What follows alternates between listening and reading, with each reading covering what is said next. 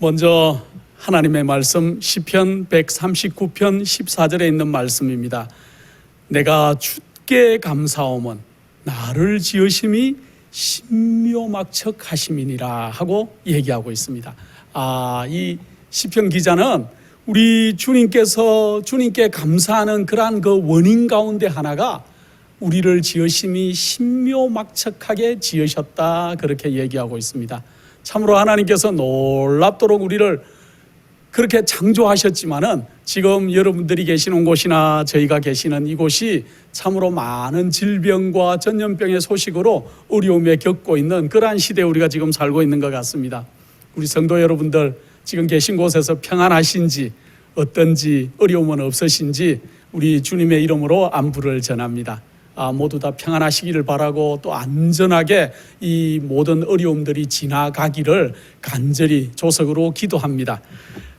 지금 그 미국의 경제가 지난주에 발표되기는 1분기 미국의 경제가 마이너스 4.8%가 마이너스 성장했다는 그러한 이 결과를 발표했습니다. 그런데 이 골드만삭스라고 하는 미국의 유명한 그 은행 그룹들이죠. 또 JP 모건 이런 곳에서 발표하기로는 1, 4분기는 이 마이너스 4.8% 경제가 마이너스 성장했지만은 2, 4분기 이후에는 마이너스 30% 이상씩, 어떤 데는 40%를 예측하는 데도 있고, 그래서 굉장히 어려울 것이다, 그렇게 예측을 하고 있는 걸 알 수 있습니다.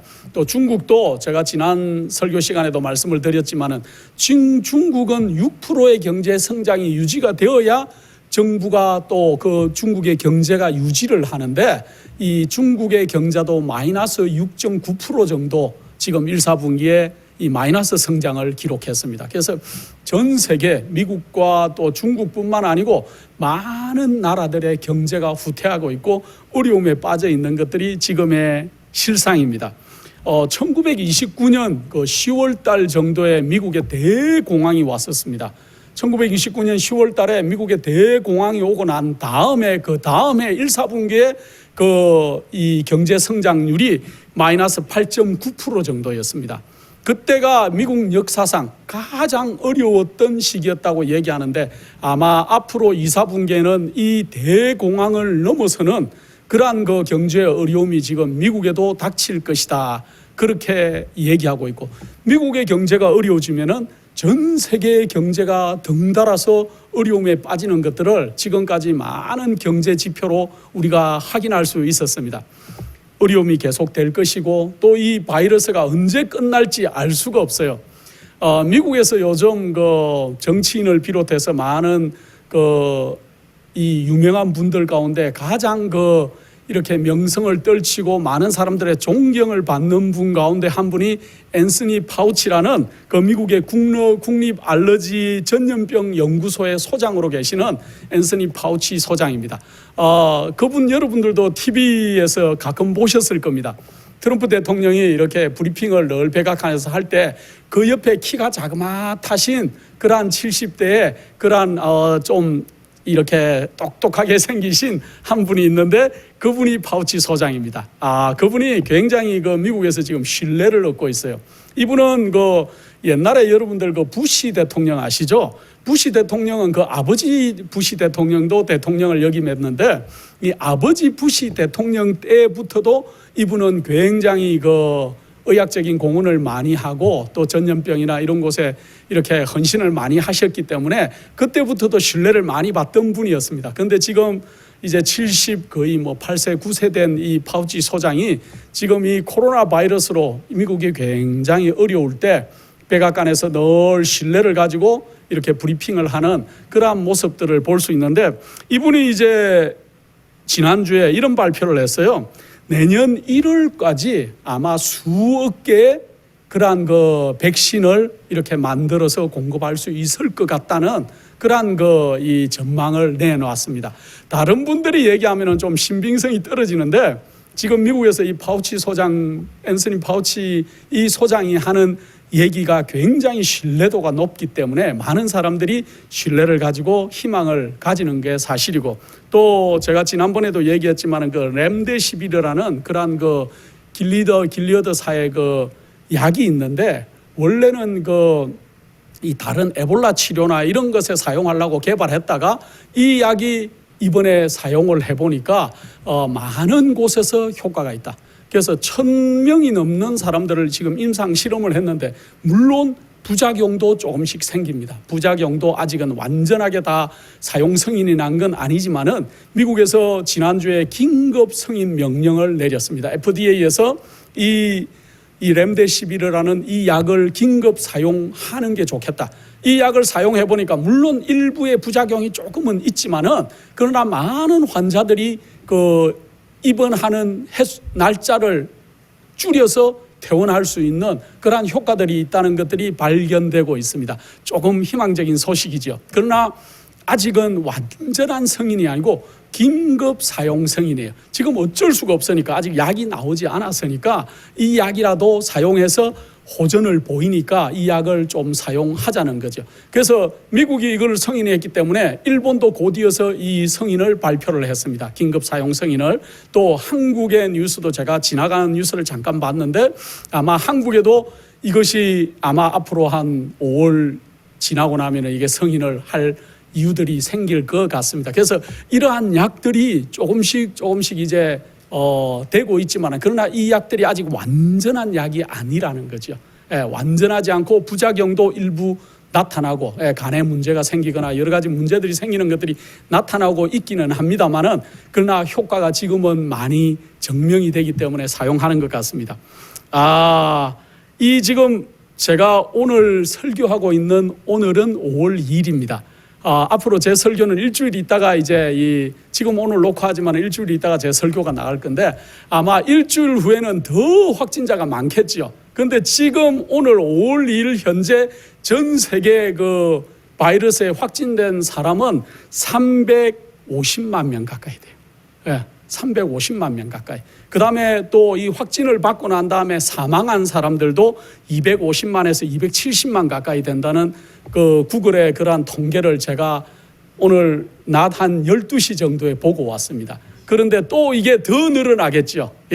누군가가 저 바깥에서 지금 20만 명 정도 죽었다고 이렇게 얘기를 하시는데 어쨌든 이 확진자는 더 늘어날 것이고 또 더 사망자가 늘어나겠지만은 우리가 더 희망을 가지고 또 그렇게 할 필요가 있습니다. 여러분들 코로나가 앞으로 세상을 어떻게 바꿀까요?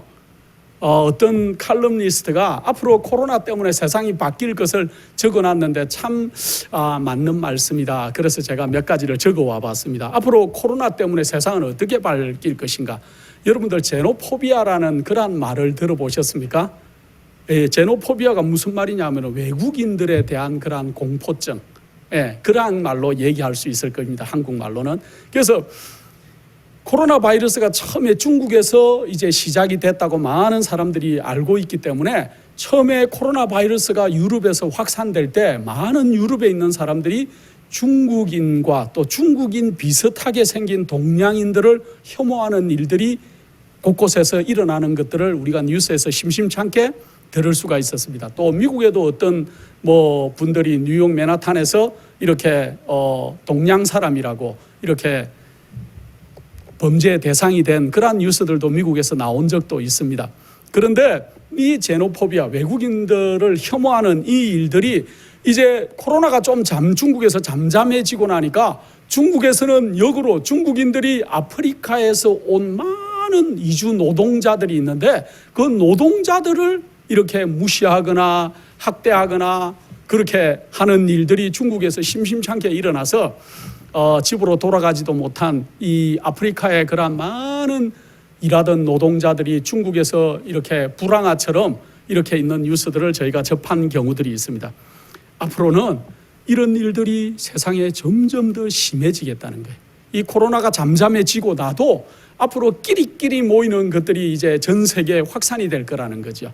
그래서 자기의 가족, 또 자기의 종족, 아니면 자기의 커뮤니티, 그러한 사람들만 이렇게 아는 사람들만 똘똘 뭉치고 알지 못하는 사람들에게 공연한 두려움을 느끼는 일들이 공공연히 이 사회에 퍼지겠다는 거죠.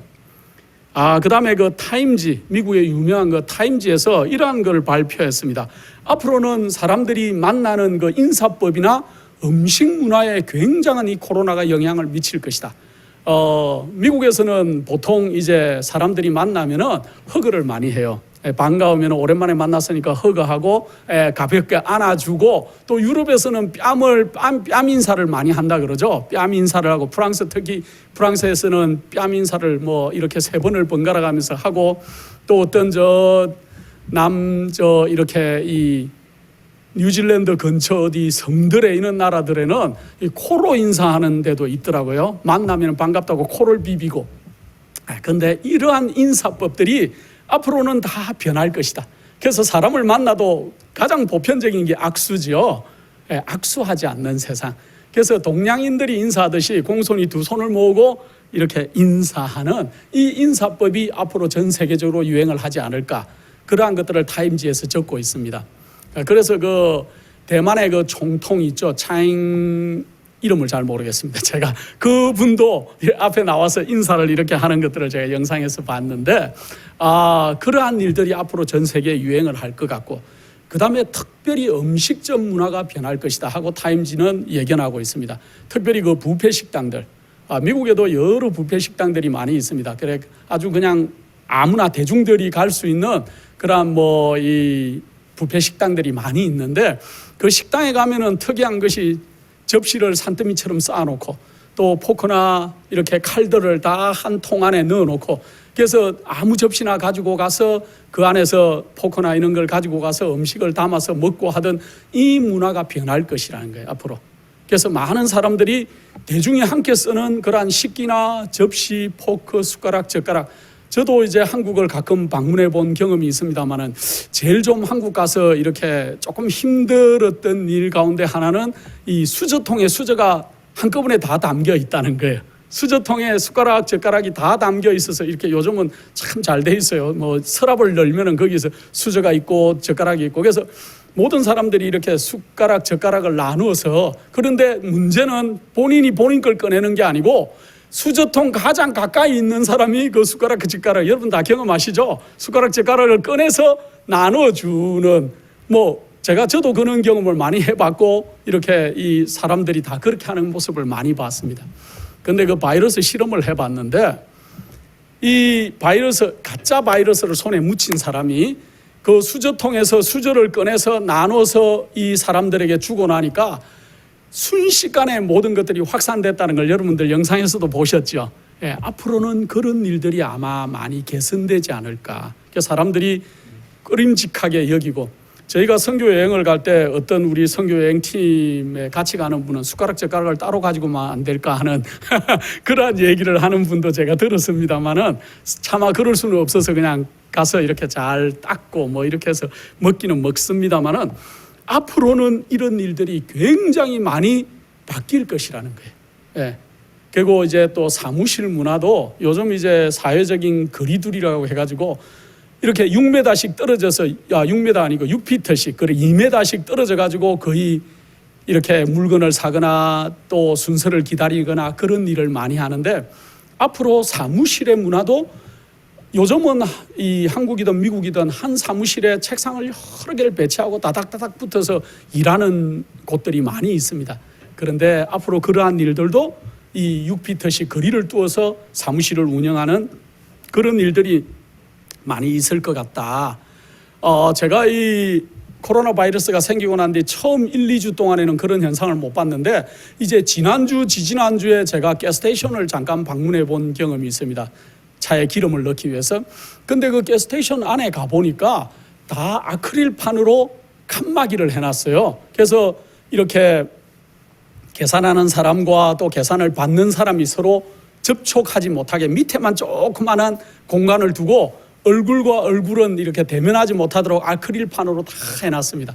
한국 마켓을 한번 가봤는데, 한국 마켓의 계산대에도 아크릴판으로 다 이렇게 만들어놨어요. 그래서 계산하는 사람과 또 계산을 도와주는 사람이 만나지 못하게 이 아크릴판으로 해놨는데, 아마 한국에도 그렇게 해놨는지 모르겠습니다. 저희 미국에는 지금 거의 대부분의 상점들이 그렇게 이렇게 개조를 지금 하고 있습니다. 그래서 이것도 많이 개선된 부분이다.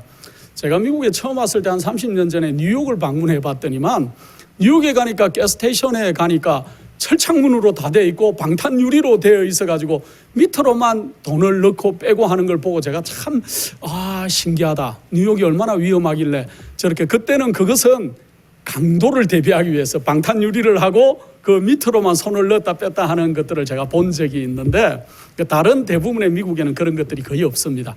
그런데 요즘은 상점에 가면은 다 아크릴판으로 덧대고 이렇게 만나지 못하게 이렇게 하도록 바뀌고 있는 것들을 많이 볼 수 있습니다. 또 앞으로 이 향균성 재료, 요즘 뭐 특별히 그 UVC라는 그 자외선 살균제 있죠. 그 주로 치과나 이런 의료용품들에서 살균할 때 이 자외선 차단 용품을 사용을 많이 하는데, 일상의 생활 속에서도 이러한 것들을 많이 앞으로 사용하겠다는 거죠. 그래서 뭐 칫솔, 한국에는 보니까 너무 발빨라서 칫솔 살균하는 것도 UVC로 하고 뭐 여러 가지 하는 것들을 제가 봤습니다만은, 앞으로 버스나 지하철을 살균할 때도 아마 밤중에 로봇가 가서 이렇게 이 UVC를 잘못 쐬면은 건강에 굉장히 해로워요. 예, 건강에 굉장히 해롭기 때문에 아마 로봇들이 그런 걸 청소하지 않을까, 그러한 예측들을 이제 하고 있는 것들을 많이 봤습니다. 또 기존의 종교들도 이 코로나 바이러스로 인해 가지고 많이 바뀔 것 같아요. 여러 명이 모이는 대중적인 그러한 그 종교 시설이나 종교 집회나 그런 것들이 많이 앞으로 바뀔 확률들이 많이 있다고 이렇게 타임지나 이런 많은 사설을 쓰는 분들이 얘기해 놨습니다. 어쨌든 이 바이러스가 우리의 일상을 바꾸게 할 것이고, 우리의 생각을 바꾸게 할 것이고, 우리가 하는 신앙도 바꾸게 될지도 모르겠습니다. 자, 이제 그러면 오늘 저는 이 바이러스와 면역력이라는 그러한 제목으로 여러분과 잠깐 말씀을 나누려고 합니다.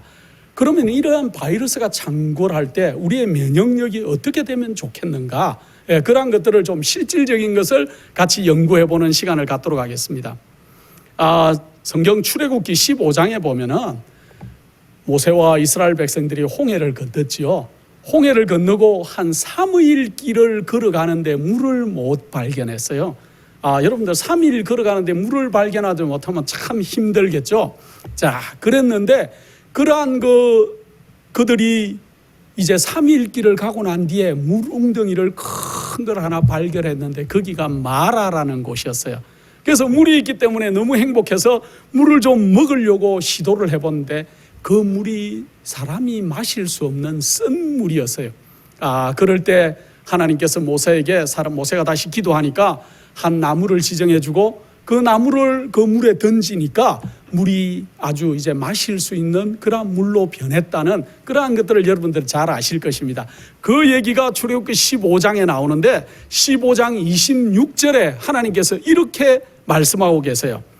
가라사대 너희가 너희 하나님 나 여호와의 말을 청종하고 나의 보기에 의를 행하며 내 계명의 귀를 기울이며 내 모든 규례를 지키면 내가 애굽 사람에게 내린 모든 질병에 하나도 너희에게 내리지 아니하리니 나는 너희를 치료하는 여호와임이니라 하고 기록하고 있어요.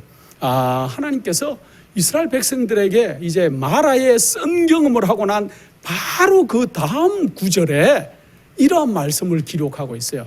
너희가 뭘 하면은요, 내 명령을 잘 듣고 내 계명을 잘 지키면은 내가 애굽에 내렸던 질병뿐만 아니고 앞으로의 모든 어려움과 질병에서 너희를 건지시겠다는 거죠. 그리고 나는 너희를 어떻게 하는 하나님이다?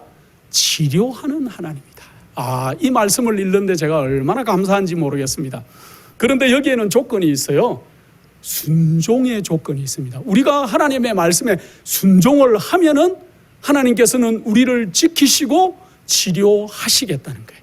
자, 그래서 오늘은 하나님께서 우리에게 어떤 명령들을 우리가 어떻게 수행할 때 우리가 건강해지고 우리가 면역력을 가질 수 있는지를 좀 구체적으로 한번 공부해보는 시간을 갖도록 그렇게 하겠습니다. 2013년에 그 어떤 자마라는 그러한 그 매거진에 이 1990년부터 2010년까지 그러니까 20년 동안이죠. 20년 동안에 연구한 결과를 발표했습니다. 사람이 어떤 현상이 사람을 가장 많이 죽게 하는가? 사람이 이제까지 이제 질병이나 어떤 현상으로 죽었는데 그 사람이 죽는 요인 중에 그 원인이 가장 첫 번째가 뭔가? 그 첫 번째가 음식이라 그랬습니다. 음식. 먹는 음식이 사람을 가장 많이 죽였대요. 두 번째가 흡연. 그 다음이 고혈압, 비만, 운동 부족, 고혈당, 고지혈증 이런 순서로 이렇게 있는데 여기에 순서가 이렇게 1번, 2번, 3번 음식부터 시작해가지고 흡연부터 시작해가지고 쭉 이렇게 보면은 여기에 흡연하고 운동하는 거 빼고 나면은 나머지 사망 원인들이 전부 다 먹는 거하고 연관이 있어요. 어떻게 먹느냐에 따라서 그 사람의 생명이 단축되고 죽음에 이를 수 있는지 없는지가 질병에 또 얼마나 잘 걸리는지가 여기에 얘기를 하고 있어요. 그래서 우리가 어떤 음식을 먹어야 건강해질 수 있을까요? 또 사람이 어떤 걸 먹고 어떻게 행동해야 면역력이 강해지는지를 하나님께서 벌써 미리 우리에게 다 일러주셨다는 거예요.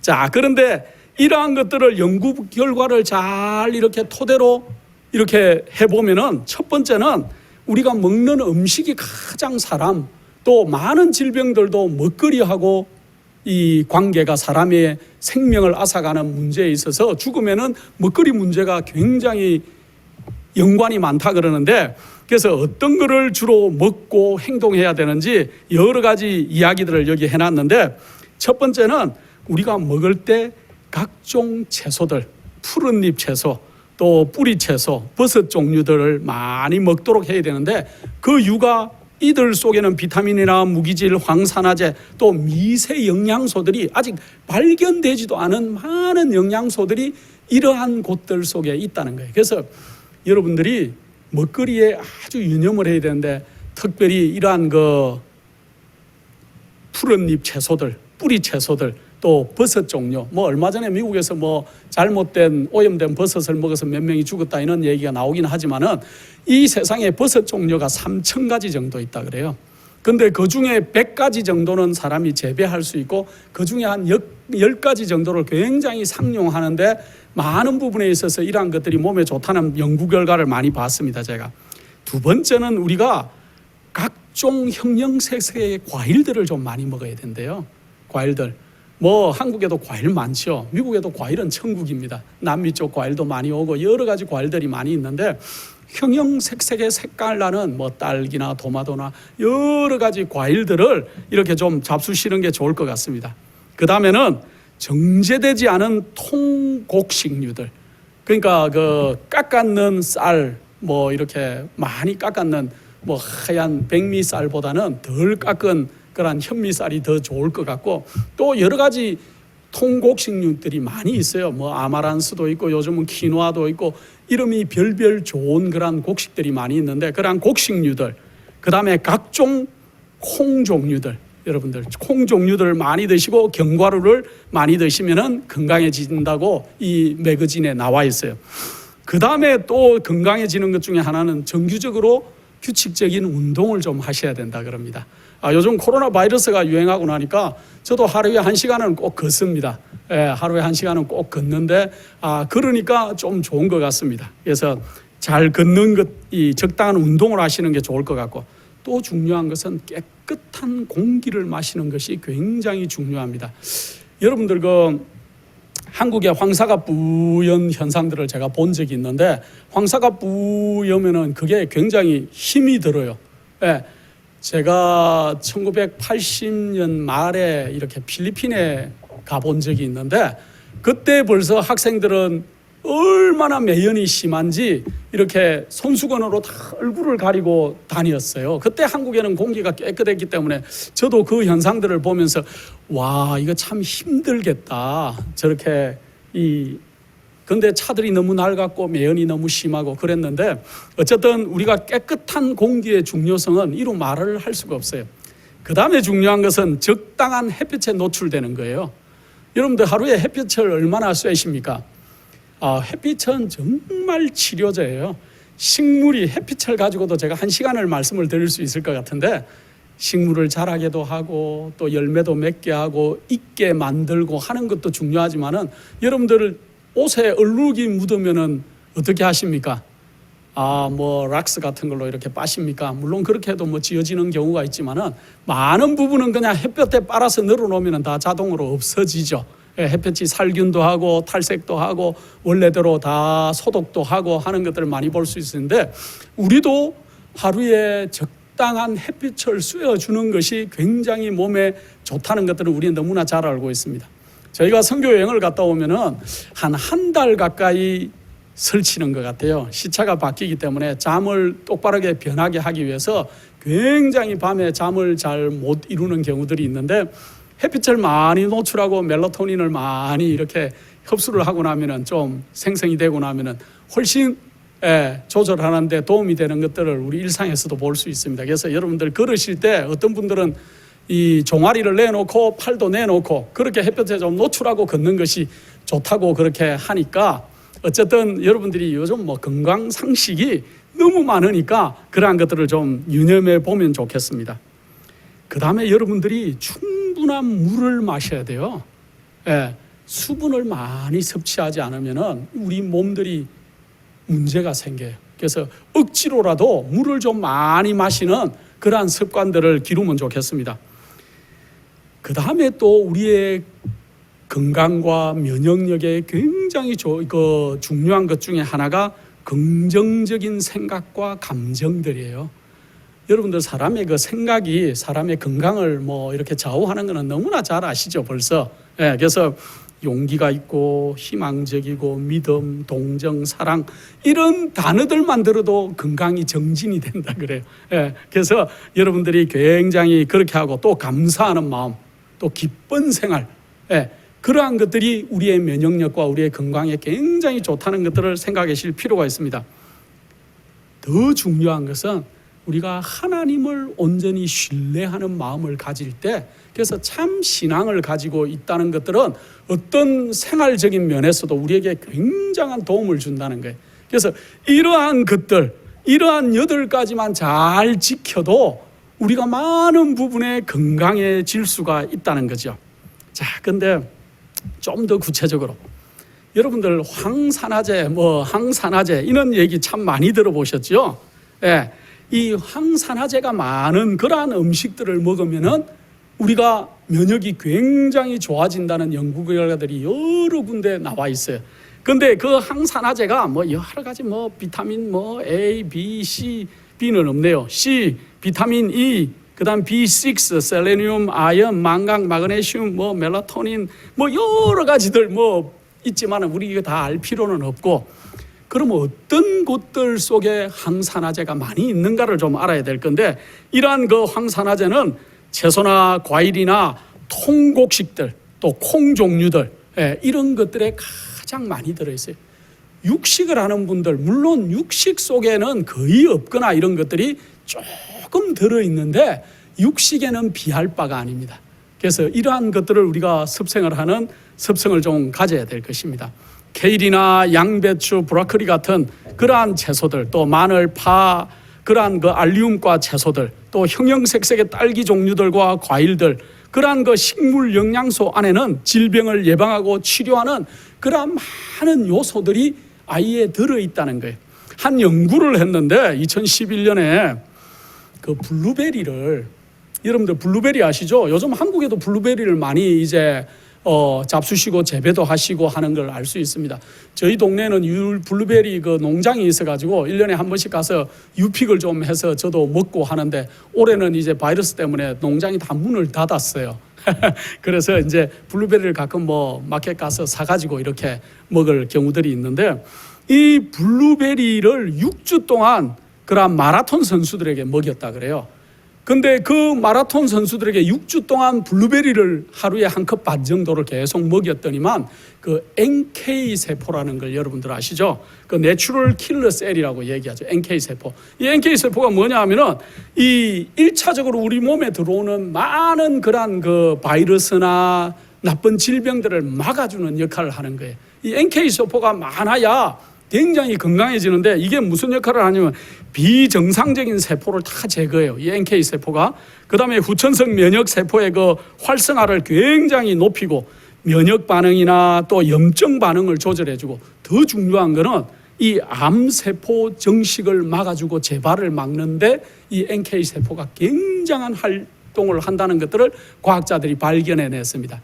자, 그런데 보통 이 20억 개 정도, 20억 개 정도의 그 한 사람의 NK세포가 있다 그러면은 이 마라톤 선수에게 6주 동안 블루베리 한 컵 반씩 먹었더니만은 NK세포가 20억 개인데 배로 늘어난 40억 개가 됐다 그래요. 조사를 해보니까. 자, 그리고는 이 마라톤 선수가 6주에 마라톤을 나갔어요. 마라톤을 나가서 보통 마라톤을 42.195km를 다 뛰면은 세계 가장 탑 클래스들은 2시간 10분 정도 이 안에 다 들어와요. 근데 대부분의 마라톤 선수들이 2시간 30분 정도면은 완주를 한다 그럽니다. 2시간 30분 정도 마라톤을 42.195km를 다 뛰고 와서 검사를 하면은 보통 한 사람의 20억 개 정도 있던 NK 세포가 확 너무 무리를 했기 때문에 쫙 줄어서 10억 개 정도밖에 그 밑으로 뚝 떨어진다 그래요. 그런데 6주 동안 블루베리를 열심히 한 컵 반씩 먹인 마라톤 선수는 다 풀코스를 뛰고 왔는데도 NK세포가 20억 개로 그대로 유지가 된다 그래요. 예, 그 정도로 이 음식 속에 그러한 것들이 많다는 거예요. 근데 이러한 것들을 하나님께서는 벌써 우리의 먹거리 속에 다 넣어줬다는 거예요. 물론 블루베리 하나만 그렇게 좋다, 블루베리만 잔뜩 잡수시라는 말이 아니에요. 예를 들어서 블루베리 하나를 그렇게 실험해도 그 정도로 좋다는 거예요. 그래서 색깔 있는 많은 곡식류들, 또 과일들, 그러한 것들을, 견과류들, 그러한 것들을 잘 섭취하면 우리가 건강해진다는 거예요.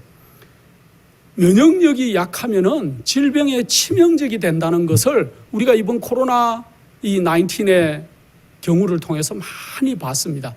자가 면역력이 있는 사람들은 이 바이러스가 들어왔는데도 자기도 모르게 항체가 생기는 경우들이 있다 그래요. 물론 자기는 항체가 생겼지만은 자기가 남에게 또 전파하는 것은 다른 문제이기 때문에 우리 젊은 사람들이나 건강한 면역력을 가진 사람들도 거리두기를 하라는 이유가 거기에 있어요. 그러나 본인은 바이러스가 들어왔지만은 벌써 자기의 면역력이 좋으면은 항체가 벌써 생겨서 이 바이러스나 앞으로 있을 많은 것들에 의해서 안전하다는 거예요. 그래서 원래 면역을 이렇게 좋아지게 하려면은 먹거리가 굉장히 중요해요. 예, 먹거리가 중요한데 하나님께서 우리에게 원래 뭘 먹으라고 한지 여러분들 성경을 읽으신 분들은 다 아시죠?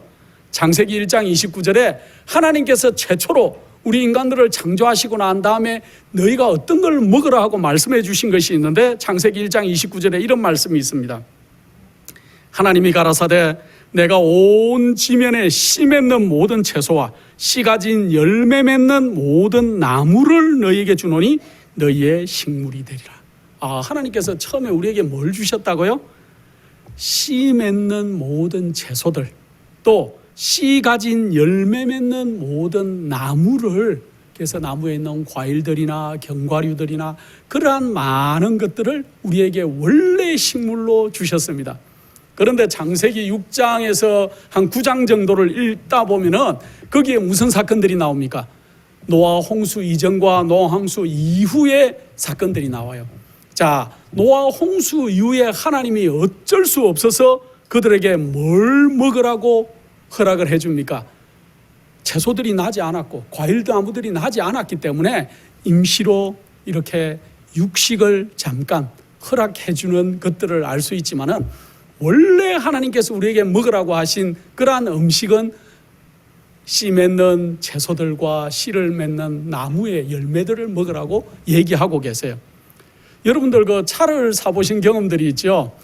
미국에는 이제 각 가정에 차들이 많이 있어야 돼요. 어쩔 수 없이 그 아이들이 자라면 아이들 차들도 있어야 되고 뭐 차들이 많이 있어야 되는데 어떨 때 이제 차를 저희가 사면은 좀 좋은 차를 살 때가 있어요. 좋은 차를 사면은 거기에 필수적으로 가스를 넣으려고 기름 넣으려고 가스 주입구를 열면은 거기에 적혀 있는 글들이 있어요.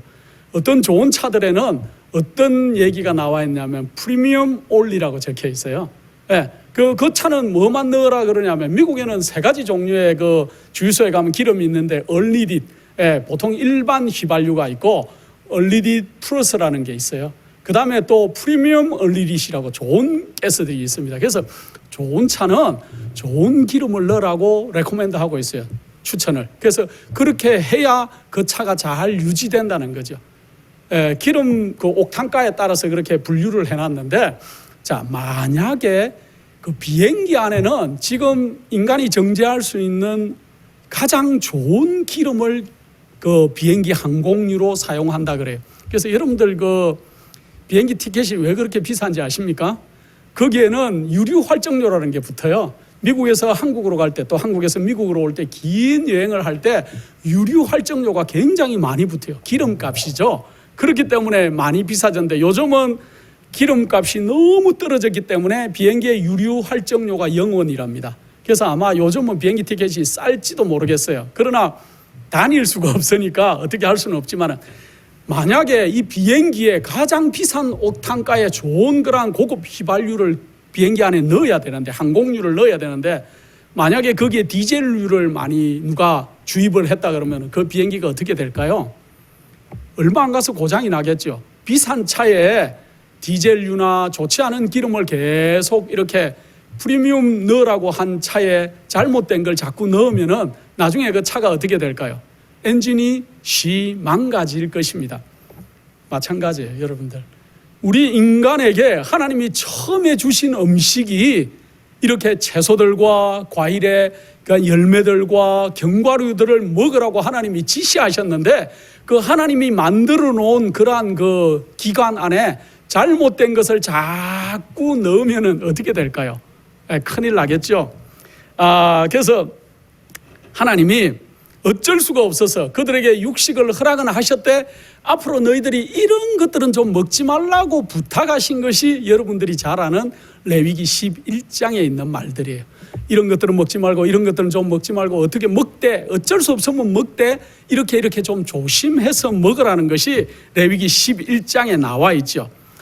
근데 그 첫 번째는 육식을 할 때, 동물들을 먹을 때 쪽발이 아니거나 또 되새김질을 못하는 음식들은 먹지 말라는 거예요. 굽이 갈라진 거, 소는 굽이 이렇게 갈라져 있죠. 염소도 갈라져 있고 양도 갈라져 있고, 그러한 굽이 갈라지지 않은 것, 또 소는 되새김을 하지 않습니까?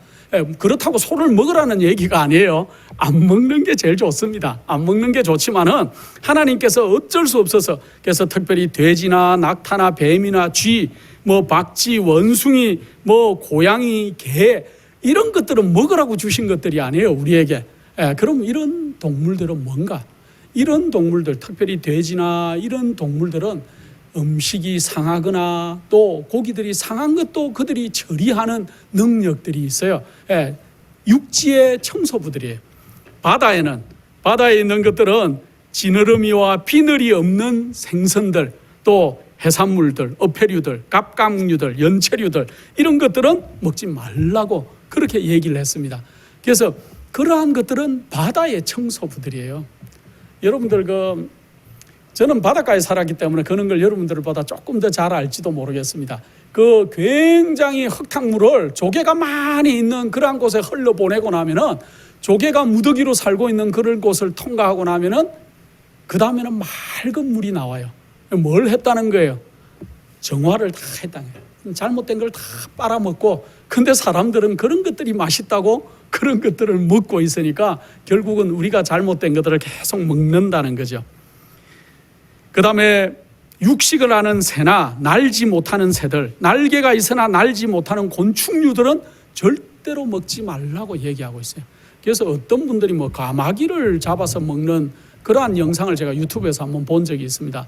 와, 참 경악을 했는데, 그런 것들은 먹는 것들이 아니에요. 청소부들. 그 다음에 짐승의 기름, 특별히 그 레위기 7장 23절에 보면은 이런 말씀이 있어요.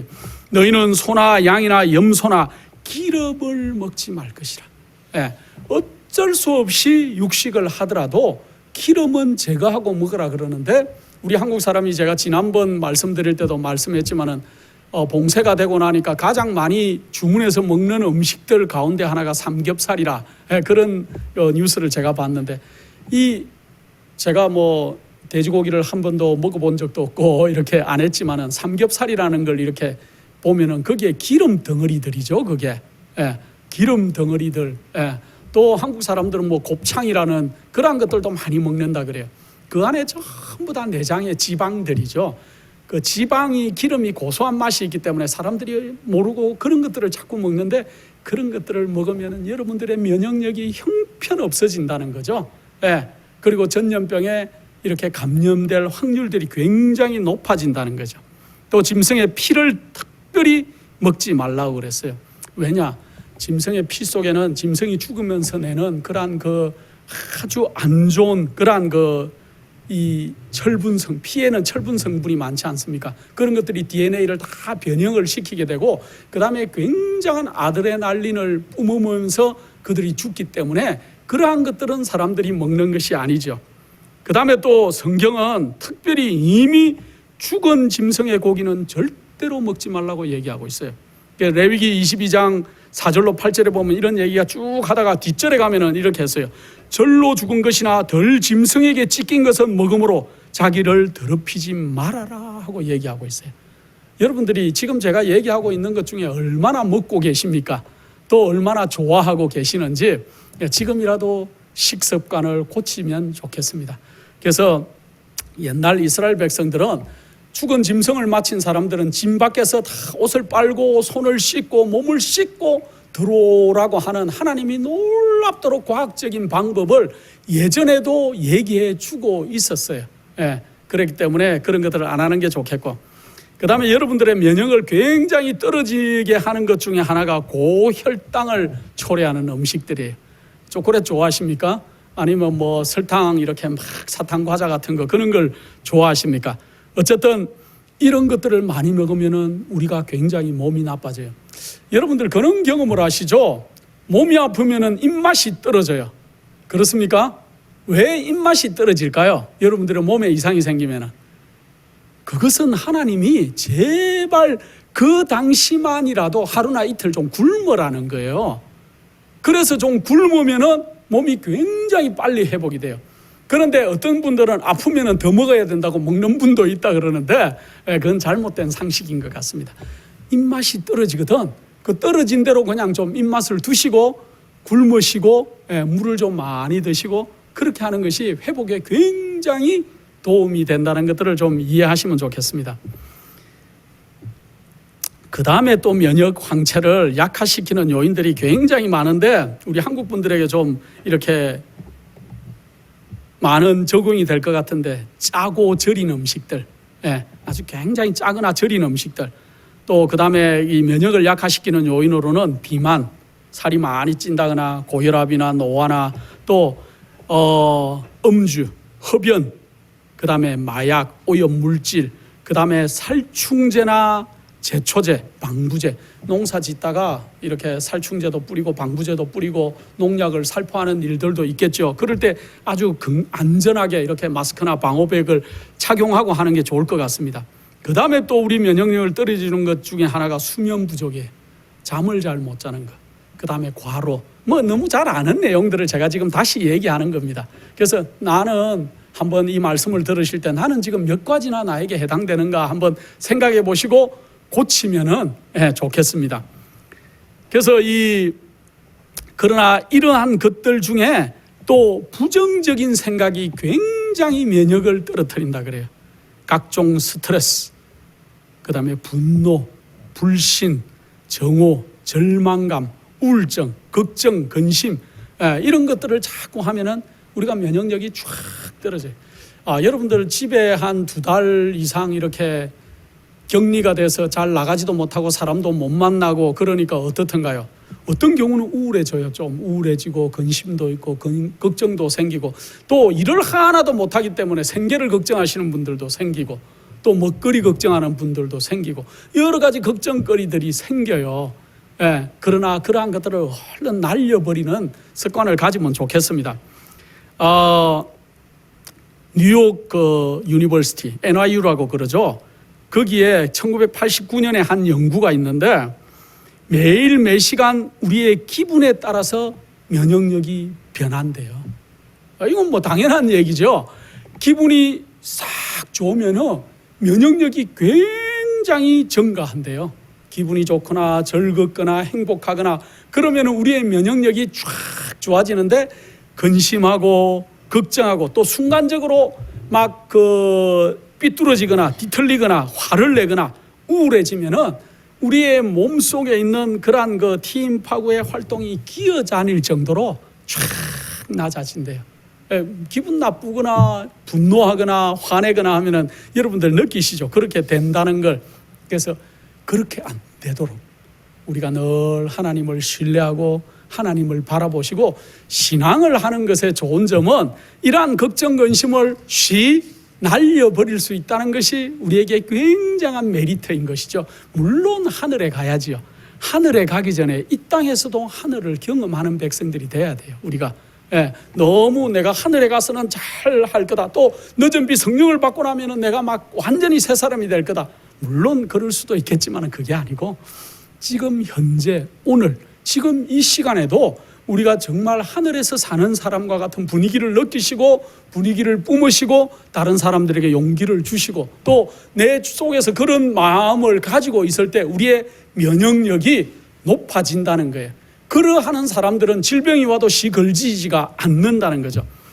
감기나 독감, 암이나 또 전염병 중에 그런 것들이 올 때 유난히 강한 사람이 있어요. 그런데 안 걸리는 사람이 있는 반면에 또 유행성 독감이 지나가기만 하면 걸리는 사람들이 있어요. 아주 잘 걸리는 사람. 그러한 분들의 차이점이 뭔가 연구를 오랜 시간 해보니까 그들의 차이점은 먹는 거에 있다는 거예요. 그들이 어떻게 먹고 어떻게 생활하는지에 따라서 그러한 것들이 있다는 거예요. 그래서 지금 전 세계적으로 창궐하고 있는 이 코로나 바이러스에 걸려도 올바른 건강한 음식을 먹고 또 걱정을 많이 하지 않는 사람들은 지나간다는 거예요. 그냥. 그래서 우리의 면역 기능은 우리의 몸의 기관이 제 기능을 발휘하도록, 근데 우리가 면역이 좋아지는 데는 두 가지 요소가 있어요. 산소하고 영양소가 있어야 돼요. 우리 몸속에 산소가 아주 활성화가 잘 되고 또 영양을 잘 섭취하면은 우리의 면역력은 굉장히 좋아지는데 여러분들 정크푸드라는 얘기 많이 들었습니까? 영양소는 하나도 없는데 열량이 많은 음식들, 그러니까 쓰레기 같은 음식이라는 말이에요. 속해 한국말로 하면은. 그래서 이 정크푸드의 올바른 표현은 엠티 칼로리 정크푸드예요. 칼로리는 하나도 없는데 열량은 굉장히 많은, 그래서 이 튀기거나 볶거나 또 이렇게 기름으로 고기를 구워서 이렇게 햄버거 패티 속에 넣어서 주는 그러한 많은 정크푸드 음식들, 그런 것들을 많이 먹으면은 우리가 이렇게 면역이 굉장히 약해집니다. 이제 제가 몇 가지 신뢰들만 좀 들겠습니다. 이번 코로나 바이러스 퇴치를 위해서 많은 연구가 진행됐는데 그 특이한 한 발표는 아연이라고 아시죠? 징크. 그 아연이 이 코로나 바이러스에 굉장히 들어오는 것들을 막아주는 역할을 한다는 것들을 과학자들이 발견했다 그럽니다. 그래서 아연이 많이 함유된 그러한 음식을 먹으면은 여러분들의 면역력이 굉장히 좋아지고 그 바이러스로부터 여러분들을 차단해 준다 그럽니다. 그래서 이 아연이 많은 그러면 음식들이 주로 뭐가 있을까? 여러 가지 아연의 이렇게 용례는 설명을 안 해도 될 것 같고, 이제 사실은 많은 사람들이 약국에서 그 아연 종류 같은 것들을 영양제로 사서 그렇게 먹는데 그게 몸에도 실제로는 안 좋다 그래요. 그런데 음식 속에 아연이 많이 들어있는 것들이 많이 있는데 제가 열거를 해드리겠습니다. 콩, 녹두, 여러분들 콩 많이 드시죠? 녹두, 갈반조라는 것도 잘 아시죠? 렌틸콩, 작은 초록색 작은 콩이 있습니다. 렌틸콩, 밥에도 넣어 먹기도 하고, 그 다음에 통곡식들, 호박씨, 여러분도 호박씨 참 좋습니다. 그런데 호박씨를 그냥 볶아 놓은 걸 사지 마시고 호박씨를 볶지 않은 호박씨를 좀 사셔서 집에서 깨끗하게 씻고 말려가지고 이렇게 볶아가지고, 저희는 이제 식탁에 넣을 호박씨가 있어요. 그래서 호박씨를 밥 먹을 때 몇 숟가락씩 이렇게 떠서 먹으면 좋더라고요. 그 다음에 또 캐슈넛 같은 거, 두부, 햄프시드라는 거 아시죠? 또 표고버섯, 귀리, 보리, 여러분들이 다 알고 잘 먹는 것들이에요. 그런 곡식 속에 굉장히 아연이 많이 들어있어요. 예, 그러한 것들을 많이 먹으면은 굉장히 여러분들의 면역력이 굉장히 좋아지고, 특별히 그 바이러스, 이번에 코로나 바이러스를 막아주는데도 이러한 것들이 굉장히 많이 있다 그래요. 자, 면역력을 증가시키는 과일과 채소들도 많이 있는데 실험을 해봤다 그럽니다. 어떤 사람들을 2주 동안 과일이나 채소를 하나도 안 먹이고 그냥 이렇게 뒀대요. 그러니까 면역력이 정말로 밑으로 쭉 떨어졌대요. 그랬는데 이제 토마토 주스를 갈아가지고 한 컵 이상씩 매일 이렇게 2주 정도를 먹였더니만 면역이 원래 상태로 싹 회복이 됐다 그럽니다. 그래서 토마토 주스뿐만 아니고 면역을 많이 올리는 음식들이 굉장히 많은데, 또 다른 흥미로운 실험은 보통 미국인들이 일반 식사를 하는데, 일반 식사를 할 때 케일 아시죠? 한국에는 케일이 정말 자그만하고 더 맛이 있어서 제가 한국에 방문할 때는, 옛날에 어머님이 계실 때는 케일 쌈을 이렇게 자주 먹곤 했습니다. 근데 케일이 아니라도 돼요. 케일을 좀 더 원래 먹는 데보다 조금 더 이렇게 먹게 그렇게 했더니만 실제로 그 항체 생산 능력, 면역 항체 생산 능력이 4배가 증가됐다 그래요. 케일.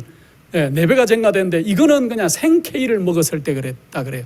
근데 이번에는 삶아서 케일을 먹게 했더니만 그 생 케일을 먹을 때보다 훨씬 면역력이 좋아졌다 그래요. 자, 근데 케일을 못 구하는 사람은 그럼 어떻게 할 것인가? 케일 안 구해도 돼요. 여러분들이 마켓에 가면 정말 싸게 구할 수 있는 양배추, 양배추 있죠?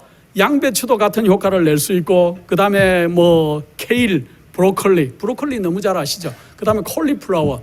브로콜리는 초록색인데 콜리플라워 뭐냐면 왜 하얀색으로 나오는 것들 있죠? 그 하얀색으로 나오는 거 콜리플라워들. 그 다음에 브루셀 스프라우트, 그 작은 양배추 같은 것들.